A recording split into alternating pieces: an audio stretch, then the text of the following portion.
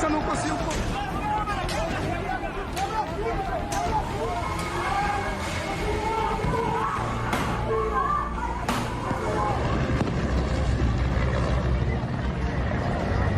E não só isso, ele fez questão de passar por todos os andares do Palácio do Planalto, vendo... Abaixar o efeito do gás lacrimogênio, jogou água no pessoal.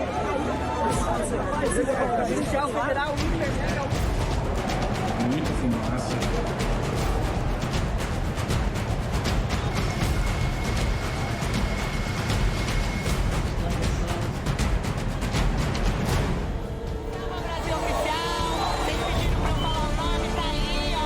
Brasil!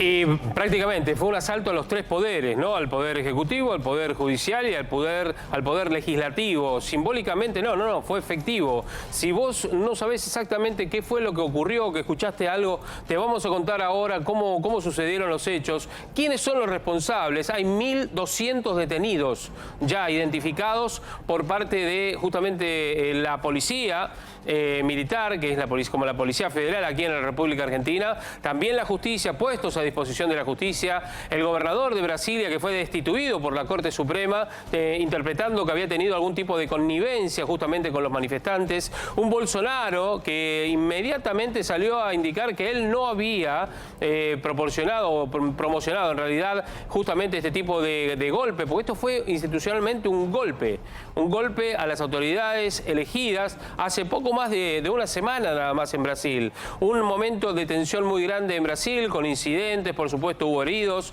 en la toma justamente del Planalto, de la Casa de Gobierno, en este caso el Poder Legislativo, se han roto y se han vandalizado lugares históricos del Brasil. Y acá lo que están viendo es cómo empiezan a ingresar. Miren lo que han dejado dentro del lugar. Imaginen ustedes aquí que esto ocurre en el Congreso de la Nación, en la Casa de Gobierno también y en el Palacio de Justicia, ¿no? Ingresar hordas, obviamente, de manifestantes. Recuerden ustedes que nosotros tuvimos en el 2001 un intento, si bien en el Congreso de la Nación ocurrió, con algunos incidentes, con algunas roturas, alguna quema de algunos mobiliarios, se intentó hacer también en la Casa de Gobierno y fue repelida, obviamente, por el personal de la Casa Militar. No así en el Palacio Legislativo, es decir, judicial, ahí sobre la calle Talcahuano, pero sí hubo un intento de ingresar allí en ese lugar. Mirá, vamos a hablar de la cuestión política y vamos a hablar de las cuestiones vinculadas, obviamente, a lo que está pasando en Brasil, donde hay una gran tensión todavía, si bien ya los focos han sido controlados. Desde la Argentina, Pablo, ¿cómo te va? Buenas tardes, Luciana, ¿cómo te va? Buenas tardes también. A ver, desde la Argentina hubo un repudio de todos los sectores políticos, ¿no es cierto? Sí, de todos los sectores, pero con matices en cuanto a los fundamentos. Ahora en un rato lo vamos a profundizar porque debajo del repudio, todos repudiaron, pero abajo repudiaban cosas diferentes, claro. ¿Sí?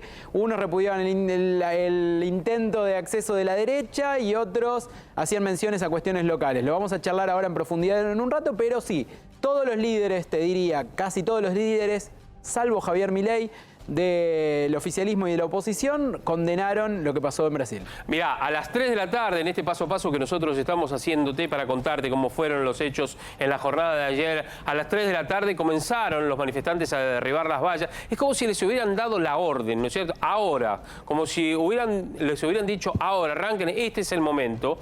Empezaron a derribar las vallas y comenzaron a subir por la rampa, justamente del Congreso de la Nación allí en Brasilia.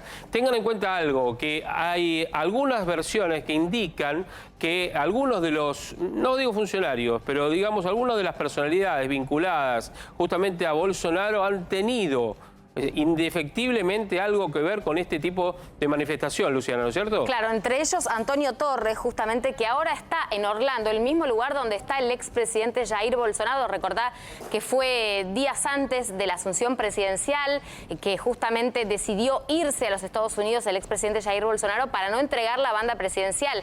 Ayer, Javier, se cumplió tan solo una semana de la asunción del tercer mandato de Luis Ignacio Lula da Silva, cuando sucede todo esto. Y bien señalabas, este funcionario que vos recién también referías era el titular del gobierno de Brasilia, que es un distrito federal, es decir, tiene rango de Estado. Es como si fuese la ciudad de Buenos Aires. Imaginemos justamente al titular de ese gobierno ahora en los Estados Unidos, puntualmente en Orlando, el mismo lugar, recién como señalaba, donde está Jair Bolsonaro, una de las personas que está siendo obviamente observada y que, recordemos, Luis Ignacio Lula da Silva, a través de un decreto presidencial, declaró y definió que hasta el próximo 31 de enero van a conservar ellos las fuerzas, el control de las Fuerzas Armadas. ¿Por qué? Porque hasta este momento, o sea, habitualmente, como es un gobierno muy federal, justamente allí las fuerzas de seguridad, en realidad,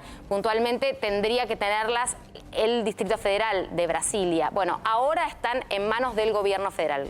Tal cual. Mirá, 3:30 de la tarde comienzan la toma justamente en el Plan Alto. 4 menos cuarto, es decir, más o menos 15 minutos más tarde, hacen lo propio en la sede del Supremo Tribunal Federal.